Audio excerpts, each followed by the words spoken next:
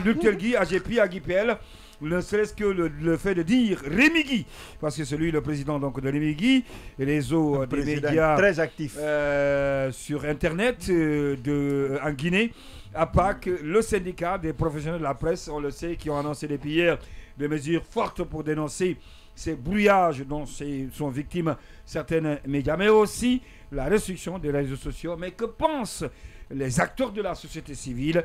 Pour répondre à cette question, nous avons Abakar Sako, Abdoul Sako, autant pour moi.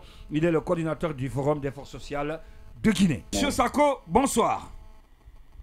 Oui, bonsoir, M. Ndoye, bonsoir à vos chroniqueurs et bonsoir à tous ceux qui vous suivent dans le monde. Alors, ça fait plusieurs jours que les signaux des médias ou même l'Internet fonctionnent difficilement. Vous suivez de près cette évolution. Comment vous l'expliquez? D'abord, l'explication, c'est vrai, c'est dramatique, c'est décevant, c'est écœurant, mais je pense qu'on peut comprendre par là une logique depuis le départ, la prise du pouvoir par le CNRD, en tout cas, partant de son communiqué interdisant systématiquement les formes de manifestation qui contredirait s'il faut leur manière de gérer le pays. Donc nous pouvons dire que cela ayant été consommé, ils sont passés à une étape suivante qui consisterait aussi à réduire les médias également au silence et également porter préjudice même à la possibilité des Guinéens de générer de l'économie à travers le numérique qui consiste à bloquer comment dirais-je, l'Internet. Maintenant, la question pour poser, est-ce que cette logique qui s'enchaîne est liée à une volonté partagée de façon globale au sein du CNRD, donc par la gouvernance actuelle, ou bien il y a des indélicatesses qui sont dans la gouvernance qui sont là à plier l'atmosphère. Mais de façon globale, le CNRD ayant pris un communiqué pour systématiquement les manifestations, je peux dire les indélicatesses qui se trouvent dans la gouvernance pour créer cela comme un abri pour leur permettre de faire ce qu'ils veulent.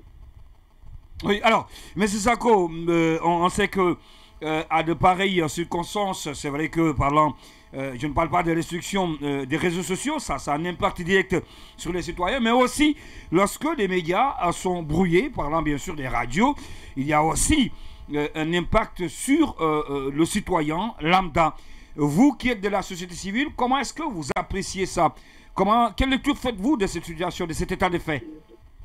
Voilà, la situation, elle est de telle sorte que je pense que nous avons passé maintenant le cap de l'indignation.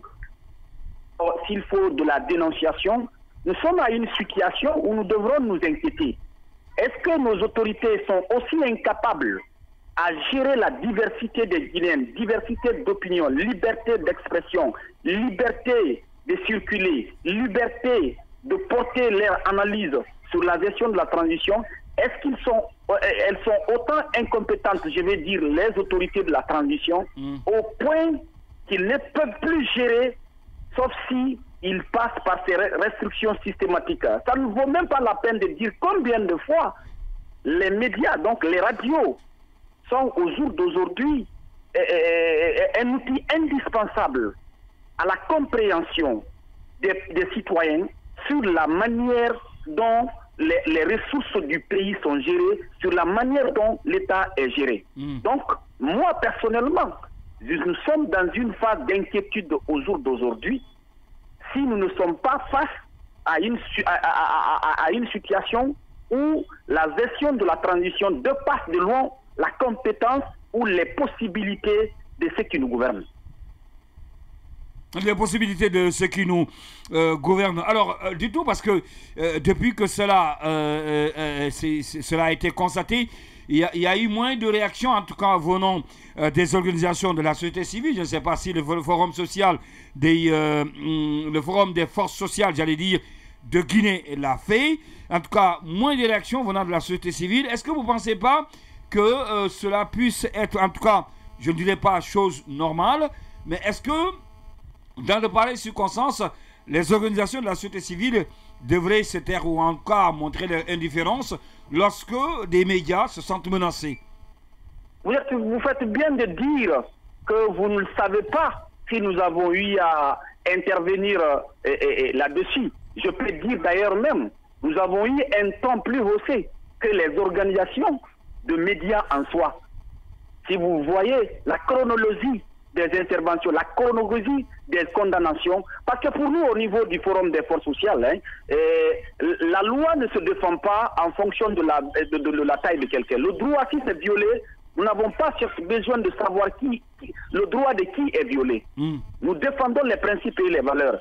Et depuis, nous n'avons jamais cessé d'interpeller. Et à un moment donné, nous avons même appelé à l'allure des choses. Si nous ne passons pas par des actes de désobéissance civile, nous allons vers une situation où toutes nos libertés seront totalement cafouillées, seront totalement violées. Donc une fois encore, par rapport à cette situation que les médias vivent aujourd'hui, donc que le peuple vit aujourd'hui, parce que tout ce qui impacte au jour d'aujourd'hui la liberté de presse, donc la liberté d'informer, impacte les populations de façon globale. Nous l'avons dénoncé et nous avons manifesté notre soutien aux organisations de médias et le syndicat des médias. Je pense que le camarade Pendessa peut en témoigner et nous réitérons encore le même soutien et nous appelons l'ensemble du peuple de Guinée à ne pas s'asseoir et considérer cette situation comme une affaire de journalistes, comme une affaire d'organisation de médias, mais c'est une affaire de tous et que nous nous levons tous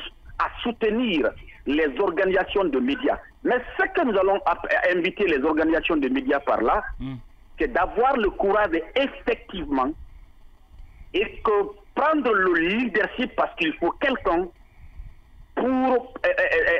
s'il faut canaliser et capitaliser ces frustrations au jour d'aujourd'hui. Je ne dis pas ce qui transcende la question des libertés de presse, mais ne serait-ce que les libertés de presse, nous les soutenons, nous resterons derrière, nous sommes derrière eux tant qu'ils défendront du mieux que possible les intérêts des médias, donc la liberté et le droit des populations à l'information. Oui, c'est Yacine. Alors, il y a eu une batterie de mesures qui ont été annoncées par les associations de presse hier. La première question, c'est quel est votre regard sur ces mesures-là? La deuxième, vous avez dit, il ne faut pas s'asseoir, ce n'est pas qu'une question de médias, mais c'est au-delà de ça, c'est une question de liberté, de principe et de valeur. Alors, qu'est-ce que vous, au niveau du Forum des forces sociales, allez faire concrètement au-delà de ces discours-là pour accompagner ce qui se passe et surtout pour défendre les principes de droit? Parfait. Je commence par la dernière question et je viendrai sur l'autre. Ce que nous allons faire, déjà, nous avons dénoncé, nous avons alerté, et mieux encore, nous avons notre déclaration qu'on a eu à faire.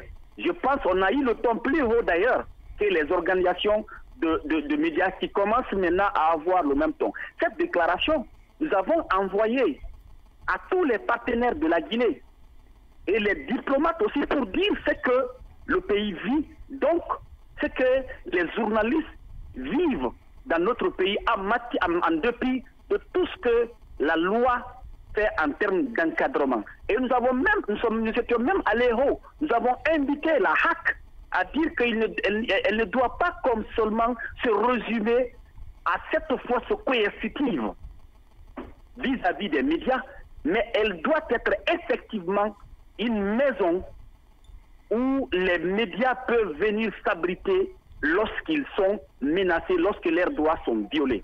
Nous avons fait cette étape. Maintenant, comme nous sommes organisés, c'est le lieu encore de revenir alors par rapport à l'autre question, c'est que nous pensons des mesures qui ont été déclinées par les organisations des médias et le syndicat des journalistes. Il faut saluer, c'est vrai, les autorités doivent comprendre que ces organisations ont une dimension de citoyenneté élevée au point que leur patience est sans commune mesure. Donc si ce qu'elles ont décliné, je pense qu'on ne peut pas être pacifique plus que ça, c'est à saluer et nous nous inscrivons dans la logique et nous les tendons la main parce que nous disons nous les tendons la main parce que ce n'est pas un combat que nous faisons pour eux.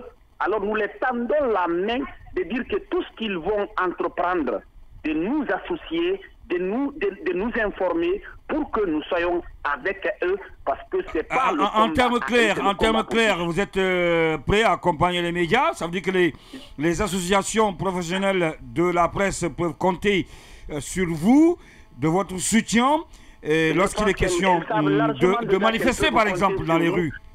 Elle pense que c'est totalement le soutien, ça n'a pas de... C'est sans équivoque, hein, notre soutien. C'est ce que nous leur demandons, c'est encore plus de courage et de savoir que nous sommes avec eux, nous sommes solidaires de ce qu'ils mènent et tout ce qu'ils déclineront en termes d'action, nous sommes partants. Nous sommes partants. Abdoul Sako, coordinateur du Forum des forces sociales de Guinée. En tout cas, merci pour cette disponibilité. À moi de vous remercier. Une fois encore, courage à vous. Le combat continue. Le combat continue. On est avec des prédateurs qui sont déterminés. Et pas besoin de vous justifier, dans des discours, et parfois dans des discours éhontés et sans réfléchir sur la responsabilité qu'on a en tant que personne publique en tenant certaines déclarations. Et quand vous êtes dans de telles situations et que vous prenez des mesures, vous ne commencez pas à douter sur l'efficacité de vos mesures d'abord. Alors, je vous donne juste un exemple pour dire à ces prédateurs-là et à tout le monde combien de fois il est important de soutenir les valeurs et de soutenir la liberté d'expression. Je ne me souviens plus de l'année, j'étais responsable des médias de la place et un de mes reporters est allé couvrir l'audition de M. Eli Kamano, qui était artiste à l'époque. Et peut-être qu'il continue de l'être, mais cette fois-ci, il a la casquette aussi d'homme politique, qui était 100% artiste et qui avait refusé d'aller prester à Kaleta et qui avait quand même empoché de l'argent d'Alpha Condé, selon ce qui se disait. Il a été entendu au tribunal de Dixine et quand mon reporter allait couvrir ça, au même moment, et pendant qu'on entendait Eli, on l'a aussi pris, on l'a mis là et on l'a soumis à l'interrogatoire parce que c'est lui qui avait interviewé Eli pour les propos que Eli a tenus. Quand nous avons défendu ce journaliste devant le tribunal et nous avons invoqué la loi sur la liberté de la presse, ministre de l'information et de la communication à l'époque, M. Makanera a dit que lui, il s'érisait contre la liberté de la presse. Et qu'il ne fallait pas invoquer la loi sur la liberté, contre la loi sur la liberté de la presse. Il n'a pas dit qu'il est contre la liberté de la presse, mais il est contre la dépénalisation des délits de presse. Il l'a dit à l'époque. Et il a dit qu'il est prêt même à soumettre une loi pour pénaliser. Il avait dit les délits de presse. Même si jusque-là, la loi ne dépénalise pas en réalité les délits de presse. Il y a des conditions dans lesquelles le journaliste peut bel et bien aller en prison. Donc, cette époque, c'était le premier. C'était le plus, il s'est montré dans toutes ses interviews comme le plus à cheval contre la loi sur la liberté de la presse. Mais ce qui se passe, des années après, aujourd'hui, les citoyens ordinaires, anciens ministres, il tient des propos dans un média contre un homme politique comme lui, qui l'a trait en justice. Dr Ousmane Kaba porte plainte contre lui et il a comparé pour la première fois aujourd'hui dans cette procédure-là au tribunal de Dixine. Et quand il vient au tribunal de Dixine, ironie du sort, M. Makanera invoque la loi sur la liberté de la presse. Il estime que la loi sur la liberté de la presse, à son article 123, le protège parce que les propos qu'il a tenus... C'est par voie de presse. Il a tenu dans un média. Il n'a pas tort. C'est un délit par voie de presse. Lui qui était contre... Donc, vous voyez, la roue tourne, hein? Vous voyez que ça fait rire. Voilà, et la lui roue qui tourne. disait qu'il était contre la loi sur la liberté de la presse et qui était ministre, qui était en position de changer ça, il a juste été empêché parce que même après lui... C'est pas pour vous couper la parole, vous savez tout ce qui était à l'origine de l'élevance annuelle là, pour les médias.